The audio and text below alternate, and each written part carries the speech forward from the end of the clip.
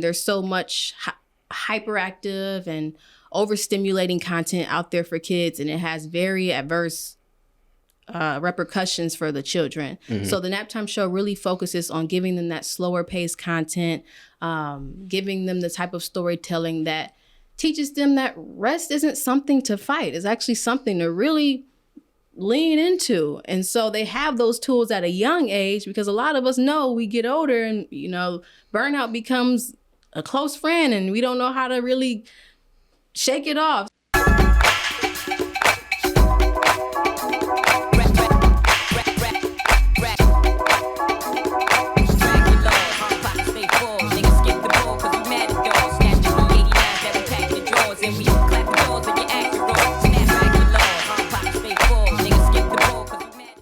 This episode is brought to you by our friends at Bamboo. Yes, I am sitting in the podcast room at the Bamboo Detroit location right now, which is where you have seen a ton of the Black Fridays podcast episodes. And the reason that is because Bamboo has been Black Friday's creative hub for the last couple of years. However, it's much more than our creative HQ. It's home to hundreds of entrepreneurs, creators, thinkers, and doers just like yourself. Now, whether you need a private suite that's customized to your liking so that you can effectively get work done, or if you need a space to be able to host a meeting or a conference call, Bamboo has flexible, creative spaces and a supportive community to match. Now, if you don't get anything from this message, I need you to do this right here. Go ahead, click the link to check out Bamboo's selection of private suites at any of their locations. That's right, any of their Bamboo co-work locations. And you can also find a link in the show notes as well to get those details. And it's time for you, yeah, that's right, you, to join the Bamboo community. That's it. Time to get into the show. What up, though, Black Fridays family? Welcome back to another episode of the Black Fridays podcast. Before we get into today's episode, I need you to make sure you hit that subscribe button, hit that like button, drop a comment on this video, other videos, and then share some videos and some playlists with your family and friends as well. Now that we got that business out of the way, I think I got the world's, or at least the United States, #1 nap time advocate, Miss Sierra Boone. How you doing today? I'm doing well. I love that title. Thank you.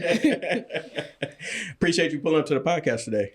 Thank you. Thank you for having me. I'm very excited to be on the Black Fridays podcast. Thank you. We appreciate that. And love to have you on today because the Naptime Show is a very interesting concept that you all have created. And I was going to liken it to like a modern day Sesame Street, but Sesame Street's still around. But it is a new and fresh iteration of being able to educate our young folks, especially that's in that formidable time frame of their lives. But I just wanted to first, if you could talk to us about the Naptime Show, how it came about, and who benefits from being able to leverage this type of content. Yeah.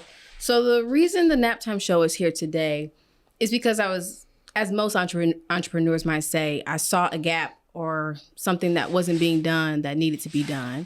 I was living in New York, working in media production.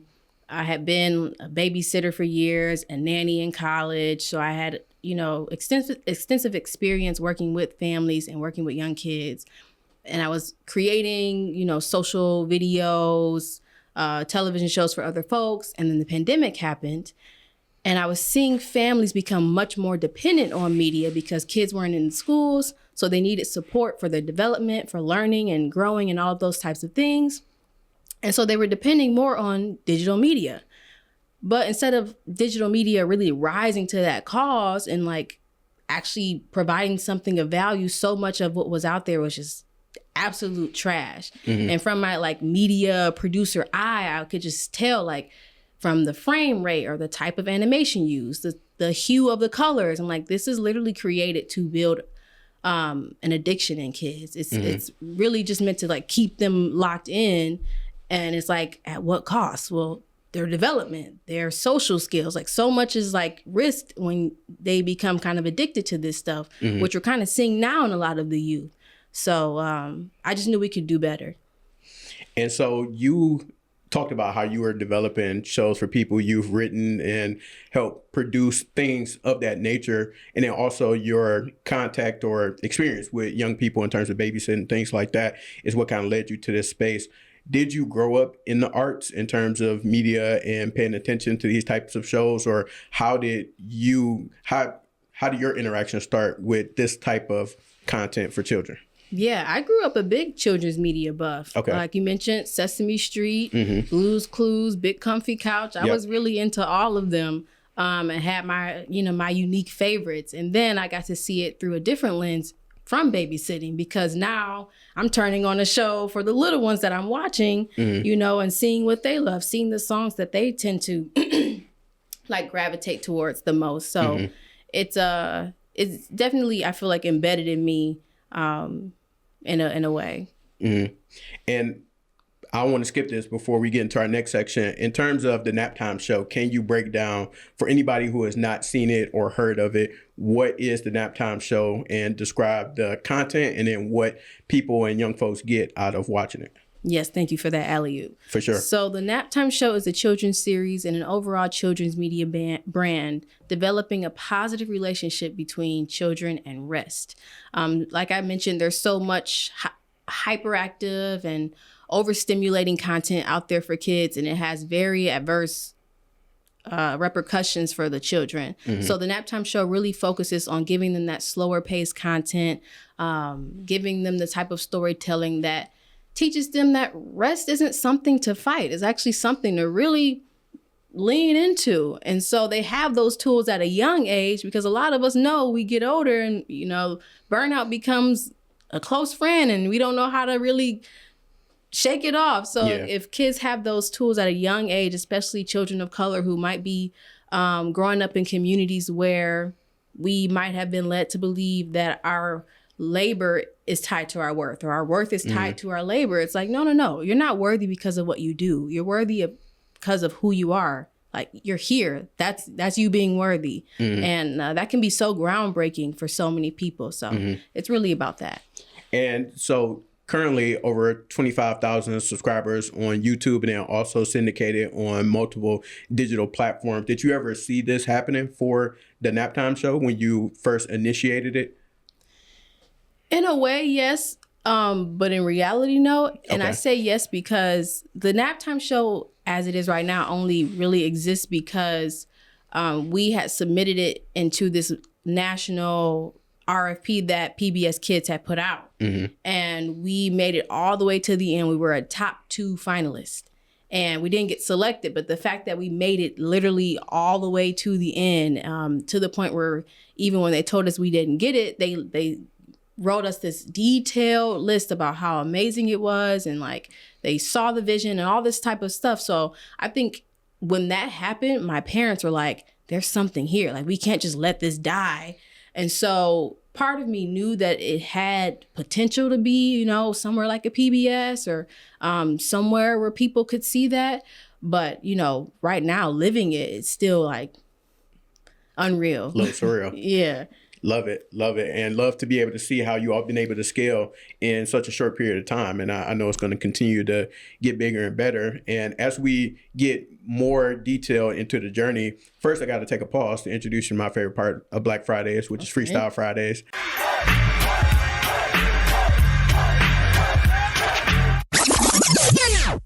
Okay. And so you grew up in the arts and media, so you should have some bars with you. I hope you came to the show with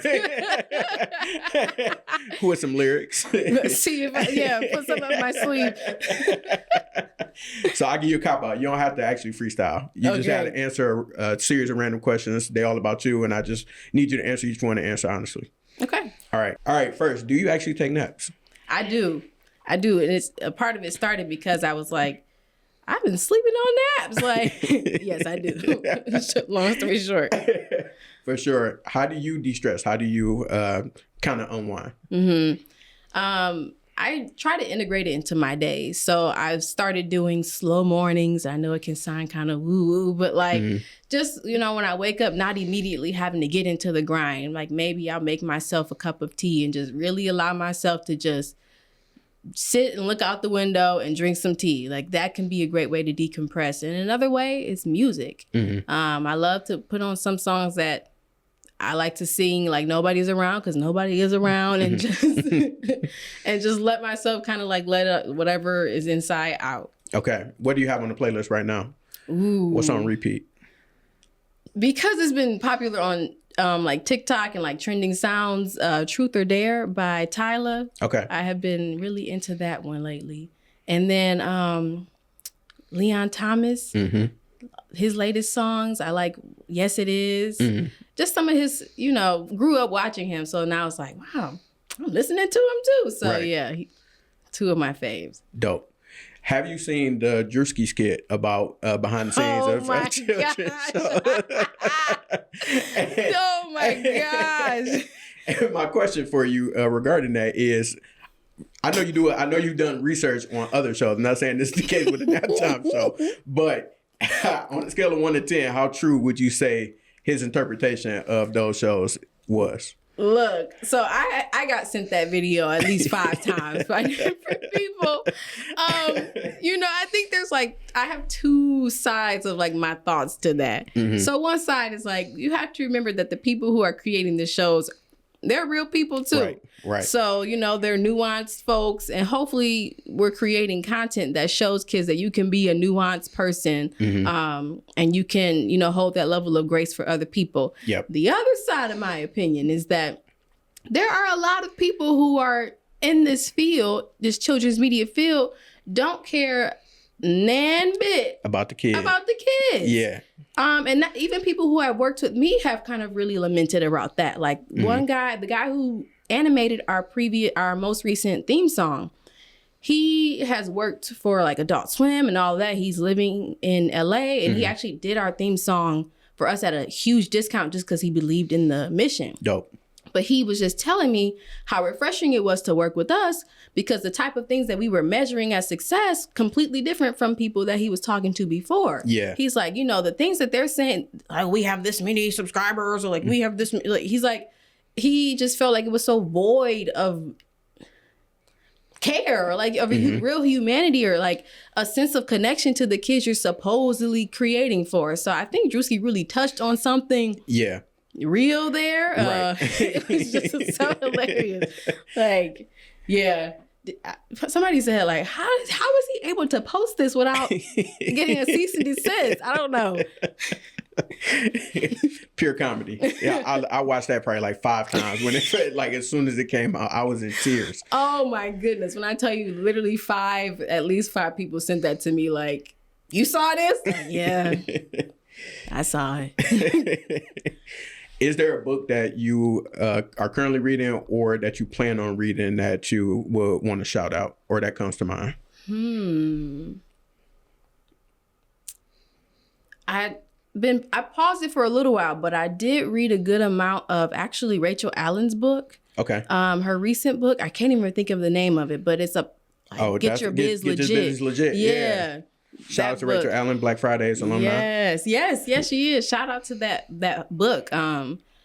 It's written in Rachel's tone of voice, which is very matter of fact, very real. She's gonna keep it real with you. She's not gonna give you the fluffy stuff, and I appreciate that. I like it because not only does it help my business, it helps me help other people's business, because sometimes people might ask me for advice and I'm like, child, I don't know. But I can be like, but in this book, right? Yeah. If you automate your CRM, you might be onto something. Did you do Operation School? I did. Through MBBA, Michigan Black Business Alliance. Through their Capital Connect program, we were able to do Operation School. Nice. I see you tapped in with all the essential organizations and people. I know how you got to do it here, I've been big on saying keep showing up. Yes. And not necessarily on a transactional type of vibe, but just show up to learn something, to be a sponge, to meet somebody. I feel like for me, that's just my season right now. I'm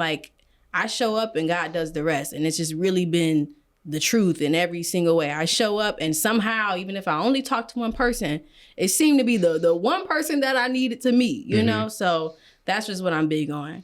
I show up and God does the rest. That's a shirt right there. You might have now, to hold on. Yeah, you might have to put that on the you had to put that on the website. Yeah. Think about it. Yeah, I think that's let me go ahead and talk to the designer. And I just need the first one, that's all. Yeah, XXL. Yeah, okay. Yep. So thank you for engaging in Freestyle Fridays. I appreciate Yeah. that. Thank you for partaking in the randomness. And in terms of the nap time, this is a family production actually, which I think is really cool. And I know that listening to a previous interview and doing my research, your dad was the one who, way back in the day, probably before you even thought of, had the concept to do a children's type of show. So to see it kind of manifest now down the line with the family is really cool. And I just wanted to ask you, what has it been like developing this brand, this business with your family? Yeah.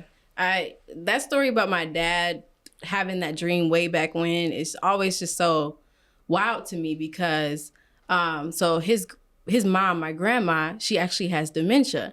So she doesn't remember a lot. But we asked her, hey, Nana, like, what did he always want to be when he grew up? And she said he always wanted to host his own Captain Kangaroo. He always wanted to have his own kids show.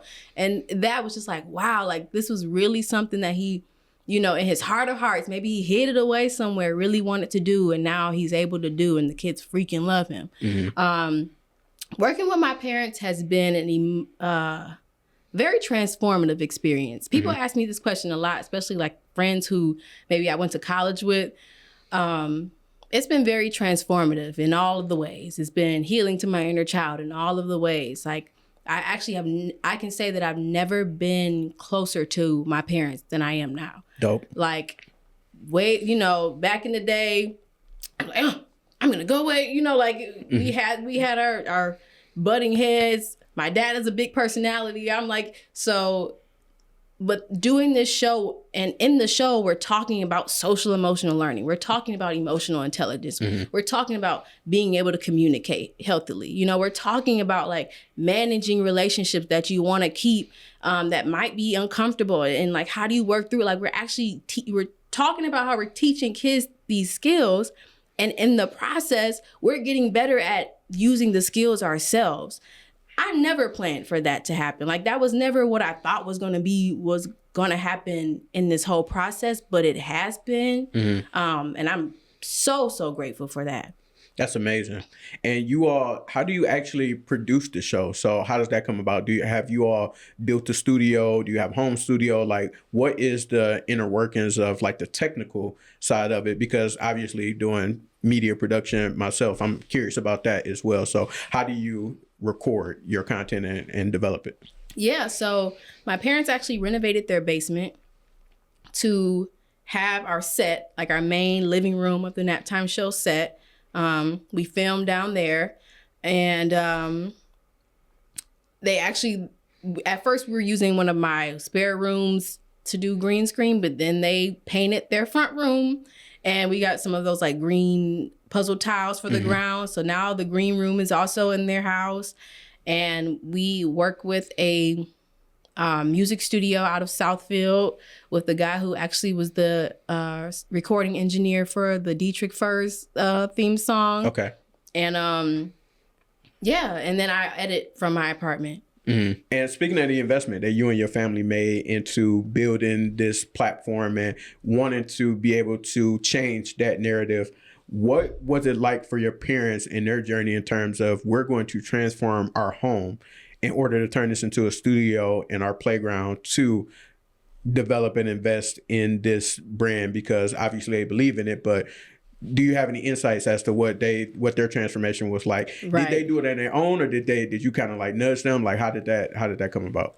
They really, I'm gonna be honest, when we didn't win that PBS RFP back in 2021, I was kind of like, well, we didn't get it, like move on. Yeah. Those two were the ones who were like, no, It's go time. it's go. What do we need to get started? And I'm still like in my feelings, sent over a list. Well, these are the things we would have to do if we needed to get started. And they were on it. Yeah. But the way it came to be was also a huge community collaborative story. Like my mom's coworker from Germany, my mom's an engineer. Okay. And so her coworker, this German guy who just loved what we're doing, built the set. Like she showed him a YouTube video of somebody making a TV show set, and he, in like the basement of their job area, she like bought the wood and all that. He built the set. Wow. And then my uncle, who works in construction, he finished the set. And then they brought it, moved it down to the basement. We,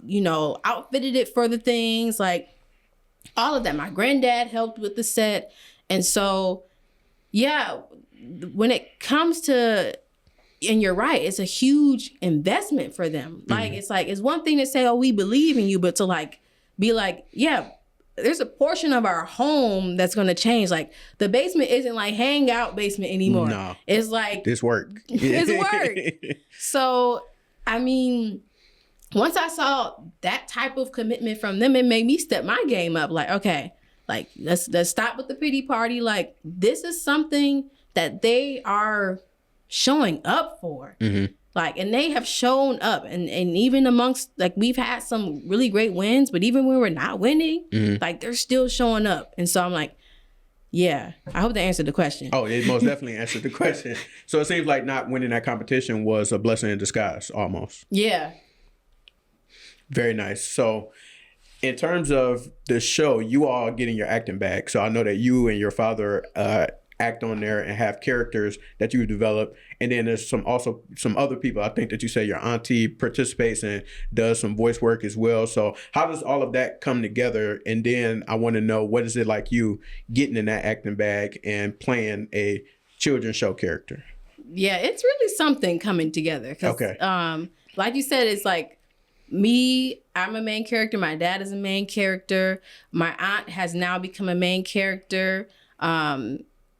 I mean, and then you have all of the, in and out characters. When we're recording an actual, like, so there's a segment of the show called Dream World. It's like illustrated, animated, really like storytelling, imagination based.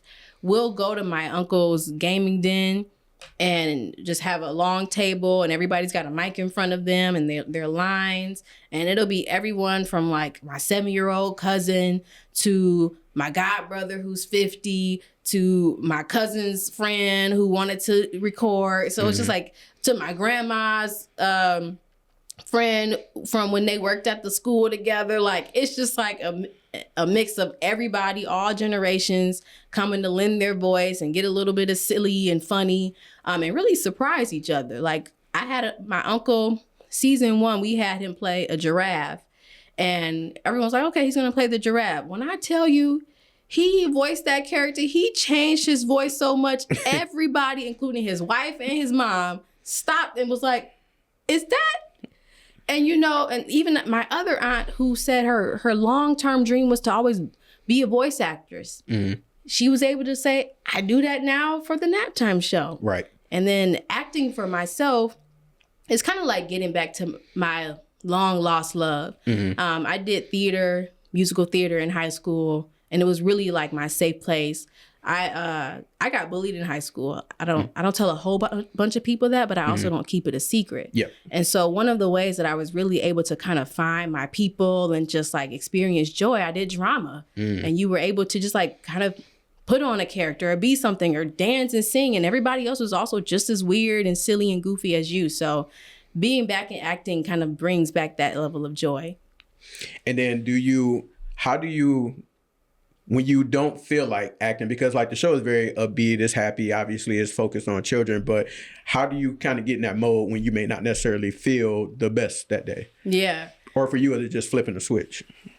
That question is real, because there are some times where Sierra doesn't feel like siesta. Yeah. I don't know, but I feel like the mission and the why, just like, even if I'm not in the mood, I'm always able to get there because I know why I'm doing it. Like, I know, especially like people always tell me, like, you don't know how many kids are not living in homes where like love is the standard. Facts. And it's like, what if you're the only person that day that tells them that they're worthy, or that, they are loved, or that they're intelligent and smart? It's like, and I think about that. I'm like, let me get on this, let me like remember this line real quick. Cause that just brings me enough joy to, like, if I'm not in the mood, I get there.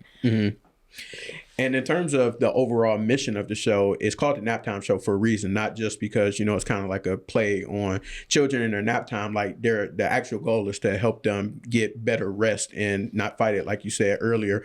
How did you dive into the psychology of that, and knowing that was something that was needed with our young folks and their development? Because I know you mentioned that you saw that gap and that's what kind of projected the development of this. But what research did you do, or at what moment did you say, like, this is of importance and we can do something about it? Mm-hmm. Part of it was me knowing what I grew up on. Like, even when you mentioned, we're kind of like a modern day Sesame Street. And then you were like, well, Sesame Street is still around. But Sesame Street, when it first came out, was a different Sesame Street. Okay. Like, it was infused with so much culture. I mean, the mission was like very specific to, we want to target Black and brown kids in the inner city. That was literally what they built it on. And you can, like, I love to go back and look at some of like the old original photos of the cast and like the big afros and like the big gold collars. And it's just like, every time I see that, I'm like, yes, like culture. And like, not only that, but like, how do we use a screen to actually help a child really grow? And then for a bigger part of it was just like, understanding that rest is bigger than sleep. Like, sleep is a big part of rest, and taking that nap is a big part of rest, but rest is so much more holistic than that. Like, rest can be not overthinking, right? Rest can be, oh, I don't know how next week is going to turn out, but instead of me being like, oh, I got to figure out, I'm actually going to be at peace about it. Like, there's just so many other ways that rest can come. Rest can show up in your life, right? Rest is in your nervous system. Rest is in all of that. So it's just like, once I realized through some research and reading and all of that type of stuff, like that rest is deeper than just going to sleep. Rest might be, what's the real reason that I'm not trying to go to sleep? It's not just that I'm not tired. Like, maybe am I trying to get something back that I feel that I lost? Like, there's so much stuff like under the surface when it comes to rest. And like I said, I really wanted to kind of give kids the tools to navigate that stuff at a young age, so that when they're older, they're not trying to pick up or get back and get those skills.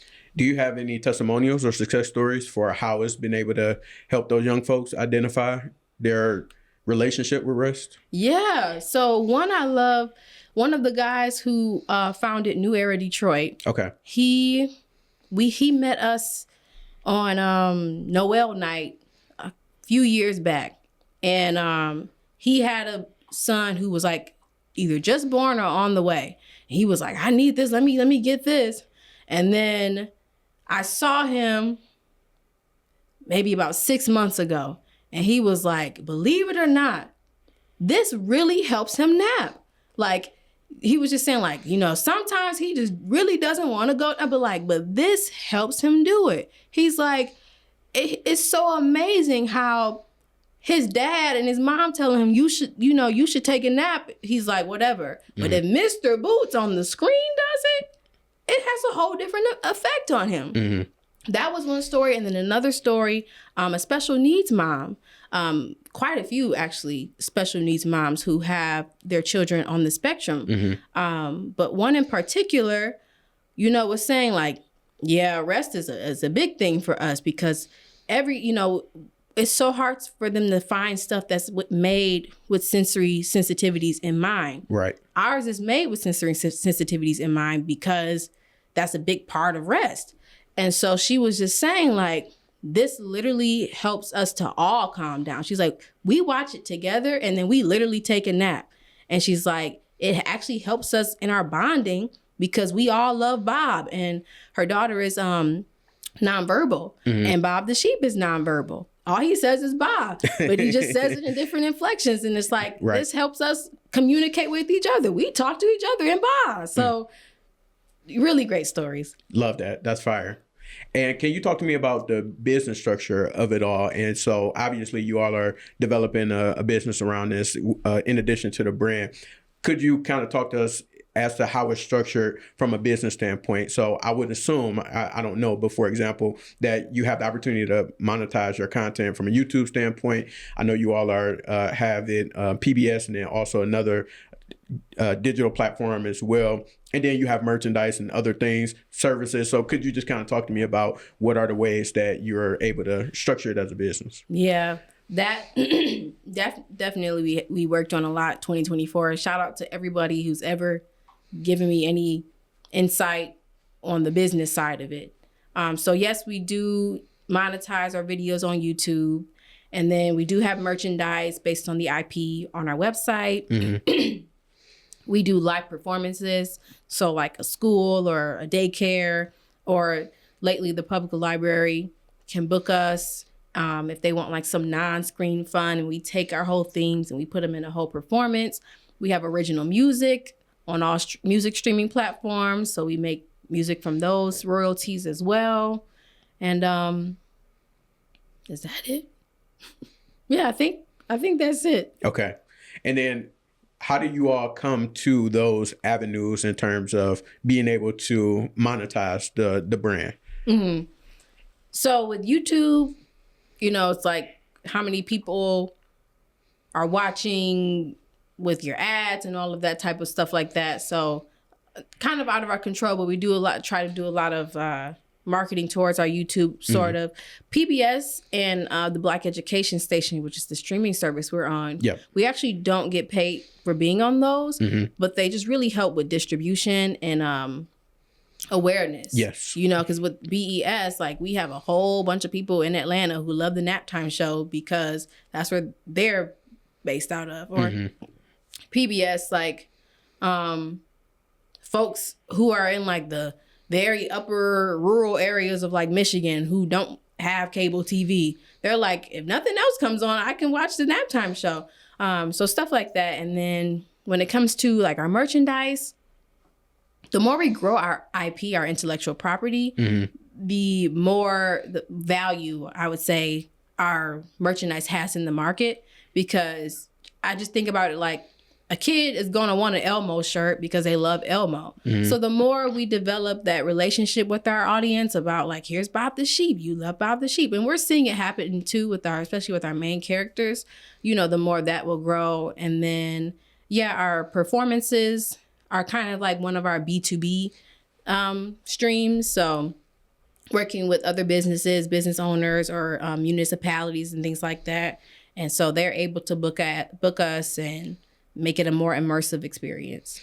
How did the syndication opportunities come about with PBS and the Black Education Station? The Black Education Station. How did those opportunities come about? Because that's a unique opportunities and something I personally selfishly considered or thought about. So would love to know how did those opportunities come about? It's not every day that somebody tells you my show is on PBS. So I got to hear about this. Yeah, it kind of goes back to the whole show up and God does the rest. So, I had kind of been reaching out to PBS and really didn't get much of anything. And then my mom's coworker knew about the Michigan Learning Channel, which is the PBS Kids subsidiary for Detroit PBS. Okay. And so she's like, y'all should reach out to MLC, Michigan Learning Channel.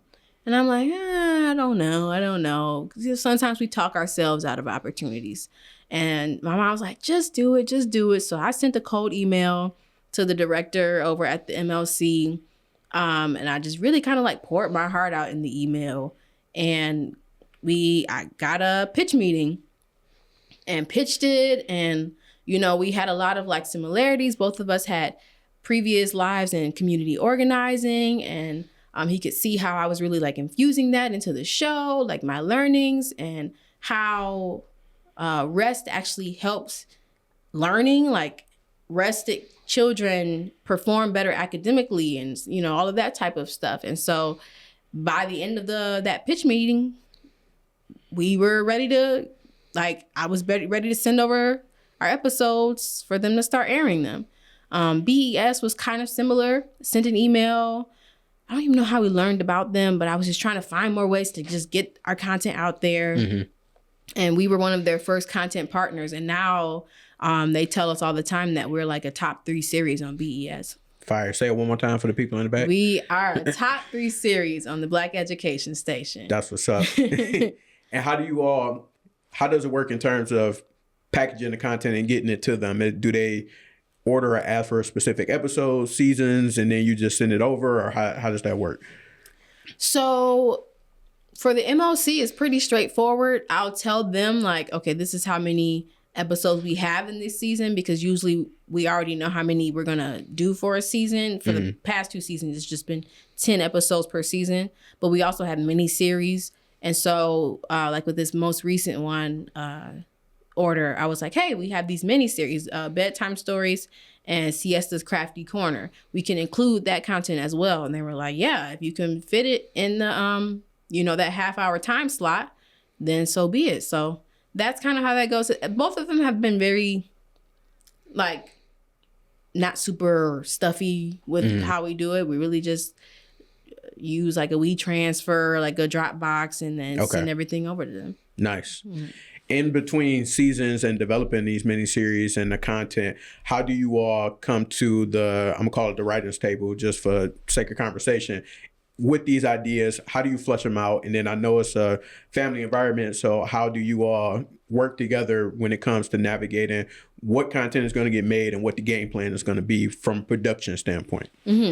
So with season 1, it was mainly me. Like for season 1, I wrote all the episodes, and then the content ideas, I really came together with them. My dad, so he has a segment in every episode, the Mr. Boots segment, and his segment is all about nature, because nature is a key to rest, like spending some time out with fresh air and the trees and like moving and stuff like that. So that's kind of what his thing is about. And he had for season 1, like the names of all of the guest characters that he was going to have, the general idea. And so he'll give me like the general idea, and I'll implement that into the whole script. But I kind of, there's this group called In the Cut LA, and they had some like free and very cost-effective webinars during the pandemic on how to write a TV script. Okay. So I took some of those classes, not even knowing at the time that I was going to be writing a kid's show, but I was like, I'm really interested in this. And so now I just kind of use those skills to write the episodes. For season 2, it was a lot more collaborative. I still did the actual writing of the scripts, but like my production assistant, my little cousin, he had a lot of ideas that he shared. Like, oh, what if one day they do this, and what if they did? I would take all of that and I put it in an episode. My dad kind of co-wrote a couple of the episodes, so that was really great. So for season 3, I'm trying to make it even more collaborative. I want to have like a whole writer's room, and if we have the funding, I really want to maybe even do like a fellowship or like an internship out of it, because you don't really get a lot of those opportunities in Michigan. And I want our youth to know that there's an opportunity to do a cool entertainment thing right here in Detroit. You don't have to go to LA. So that's like my dreams for season 3. Love that. And I'm glad you brought that up, because I did want to ask you, because you actually did live in New York, you were working in media and entertainment, and you had that experience. You decided to bring it back home and then be able to take what you learned from those experiences and apply it to what you do now and with the fam. And I wanted to know,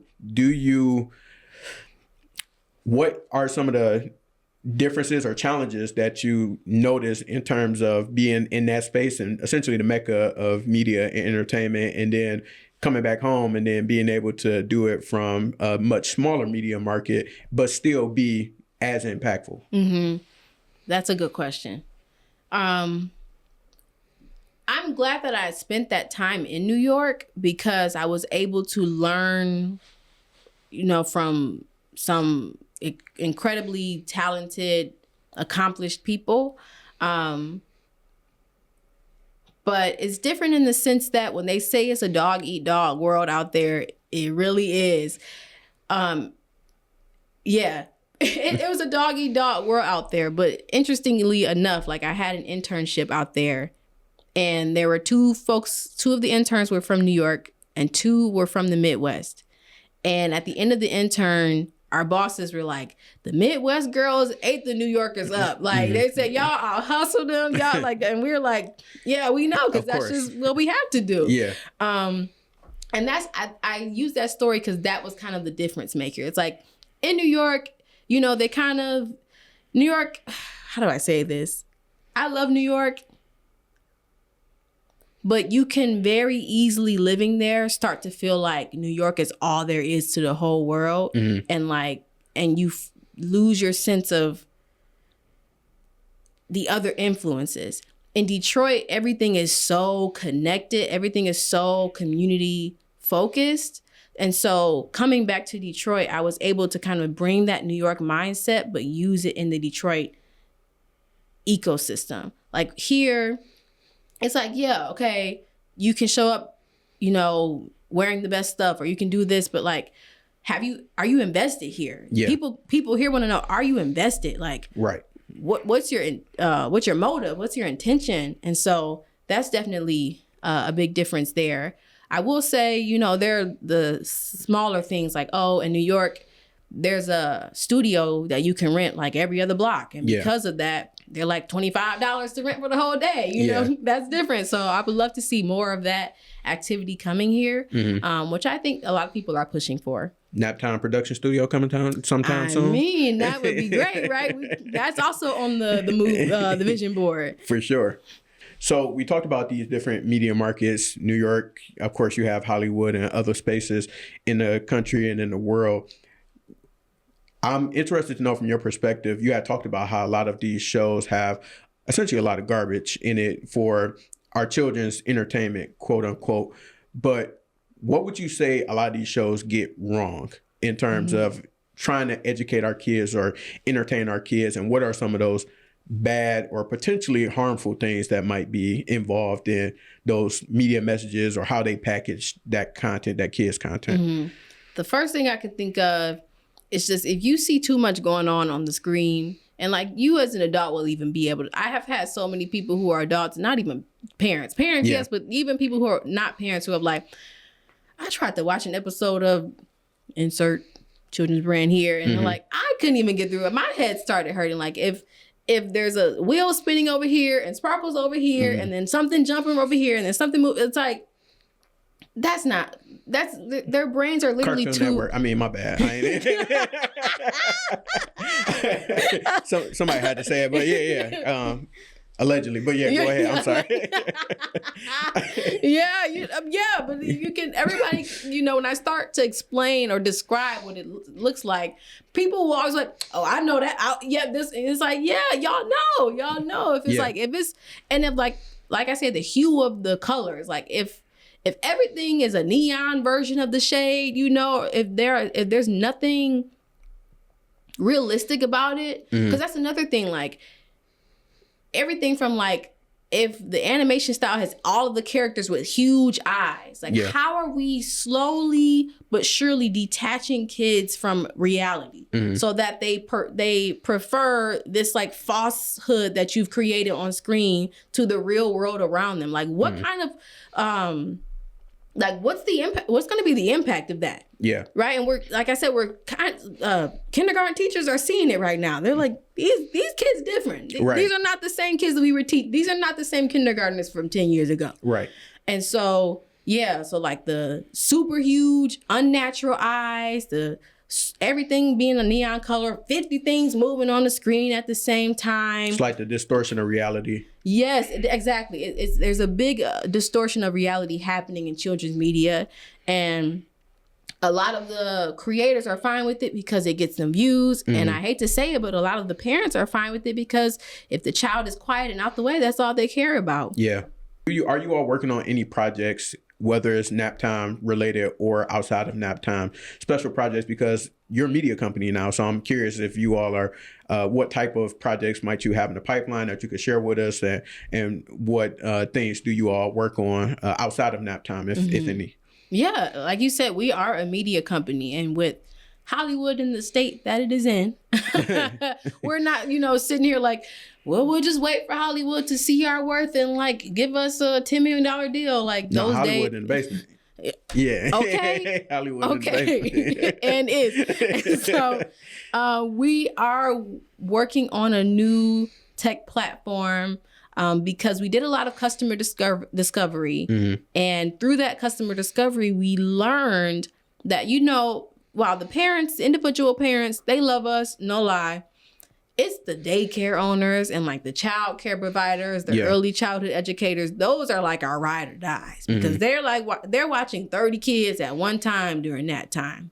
And maybe 15 of those 30 kids decided that nap time was like run around time. You know, now they're trying to transition from thing to thing and they're overwhelmed, and like turnover rates for childcare providers is really, really high because of the childcare crisis that's going on. It's just like once we really started digging into like who we're serving, we're like, oh, there's a gap here for how to serve this whole community better. So we're building a tech platform. It's still in very early stages. We're still like piloting it. So we're looking for people who are childcare providers and who want to help build something that's going to help streamline their in-center processes. And so that's what we're working on right now. And that's part of why you might see me a little bit of everywhere. I'm at New Lab, I'm at Tech Town, I'm at Bamboo. I'm like, wherever the information is, I'm going to be there so that we can build this and do it right. Got to be being a founder on multiple fronts, essentially. Yes, absolutely. Yeah, and that's definitely one thing that I've learned that Detroit has taught me. So what do you see on the horizon for the Naptime show, for the brand, even for yourself? What's some things that you have like in your crystal ball or like the mood board, vision board that you had mentioned earlier? What do you see coming next? Yeah. What I see coming next, so we're going to bring on some interns. I want us to do some more research just to really... I tell people right now I'm kind of in my boring business era because the work that we do is so fun. We literally get to act silly and bring kids joy for a living. You know, we're memorizing lines. We're singing songs about taking naps. Like, it's really fun work. But right now, the work I'm doing is not sexy. It's very boring. It's the operations, the automations, the systems, and all of that.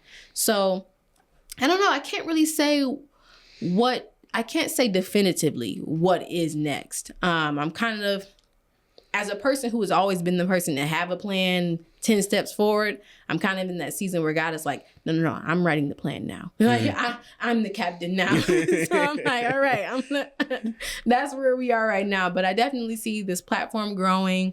And eventually, you know, just Naptime being a household brand, like the Naptime show and our characters and, you know, nationwide tours. Right now we're touring we're performing at like a local library here, a childcare center here. But I would just love to bring these immersive experiences like just around the whole country and the world, because we have a lot of viewers in the Philippines. Shout out to the PH. So yeah, just growing in all the ways. For sure. It's funny you say that because I got a lot of viewers in the UK. That's my second most streamed market. So yeah, we sound like both of us need to go on the road at some point and go overseas. Yes, bro. And go see. Hello. Yeah.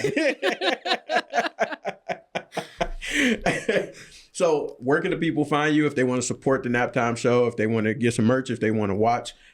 What's your website? What's your handles? All that good stuff. Yeah, so we are at everywhere. Well, we're not on Twitter. Sorry, X. We are on Instagram, Facebook, YouTube, at The Naptime Show. And you can find basically everything on our website, www.thenaptimeshow.com. Don't forget the. But if you don't type the, like you just Google Naptime Show, our SEO is pretty good that it'll still show up. But yes, thenaptimeshow.com and at The Naptime Show, and watch our videos on YouTube. And yeah, just stay tuned. Tap in. What, before I forget, what can adults learn from the Naptime Show? Oh, a whole lot. There's actually so much for the adults. I did a fellowship last year with some other business owners. And some of them, not even parents, but some parents were like, yeah, I just watched it just to see what you were all about. And they were like, I love this. Like, I felt like affirmed in a way. Like, you know how I was talking about it was really like helpful to my inner child healing. Adults can get that from watching it, right? Because maybe there's some things you necessarily didn't hear when you were a child that you're going to like hear in the show and be like, oh my gosh, didn't know I needed that, but I did. So, and it'll just give you that affirmation that you might need to rest. Sometimes we feel like we need permission to do the things that we need to do. And if you feel like you need that permission, turn on a nap time show and you'll get it. For sure. And then take a nap. And then take a nap. Take a nap. That's what it's all about. Okay. Well, Sierra, we appreciate you stopping by the podcast today. I really enjoy the work that you all are doing and the intentionality behind the nap time show. And I got a chance to see a few episodes and I'm like, this is like a full scale like production. This is, I mean, I couldn't tell that it was a studio, a home studio, or whatever the case may be. Like there's no, the production quality is there, and it's top tier child education content. Even though I'm not a child, but at one point in time I was. Exactly. But yeah, I did enjoy it, and I do see the vision and the bigger picture, and I love the things that you all are working on, and like I said, the intentionality behind this. So yeah, it was great having you on the platform today. Thank you for having me. I can't believe I did this podcast. Yeah. Well, everybody that's listening and watching, we're going to tap in with y'all soon. Peace.